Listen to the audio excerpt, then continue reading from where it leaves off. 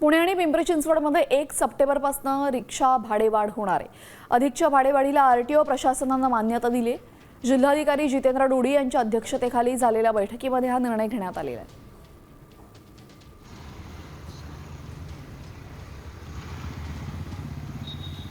पुणे पिंपरी चिंचवडमध्ये रिक्षाची भाडेवाढ करण्याचा निर्णय घेण्यात आलेला आहे। महत्त्वाचं म्हणजे आरटीओने सुद्धा या भाडेवाढीला परवानगी दिली असल्याचे समजतंय।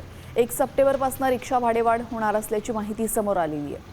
अधिकच्या भाडेवाढीला आरटीओ प्रशासनाने मान्यता दिली आहे।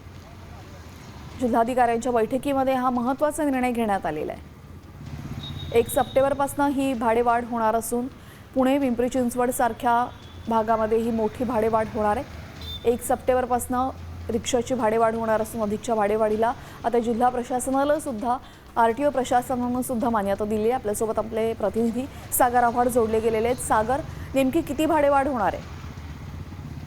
पाहिलं तर पुणेकरांना एक मोठा झटका जो आहे तो बसणार आहे। 1 सप्टेंबर पासून 25 रुपयावरून ही भाडेवाढ जी आहे 1.5 किलोमीटरसाठी 30 रुपये होणार आहे। म्हणजे 5 रुपयाची भाडेवाढ जी आहे ती यामध्ये होणार आहे। आपण जर पाहिलं तर प्रति किलोमीटरचा दर हा यापूर्वी 17 वरून 20 करण्यात आला होता आणि याचा फायदा जो आहे तो रिक्षावाल्यांना झाला होता आणि त्यानंतर 20 वरून 25 करण्यात आला। आता 25 वरून 30 जो आहे तो करण्यात येणार आहे आणि 1 तारखेपासून याची अंमलबजावणी जी आहे ती केली जाणार आहे। जी, धन्यवाद सागर दिलेल्या सविस्तर माहितीसाठी।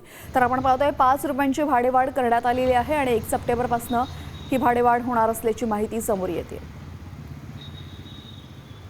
तर आरटीओ प्रशासनाने सुद्धा या भाडेवाढीला मंजुरी दिलेली आहे। आपण पाहूया तर पिंपरी पुणे चिंचवडमध्ये 1 सप्टेंबरपासून ही रिक्षा भाडेवाढ होणार आहे। पुणे पिंपरी चिंचवडमध्ये रिक्षाचे दर 5 रुपयांनी वाढवण्यात आले आहेत।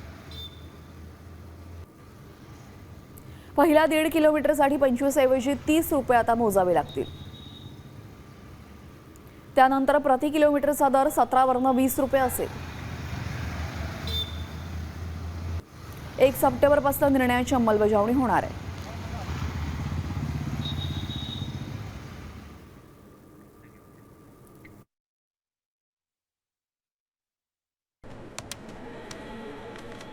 मी खात्रीशीर न्यूजसाठी फक्त साम टीव्ही बघते, कारण तिथल्या बातम्या रिलेट करतात।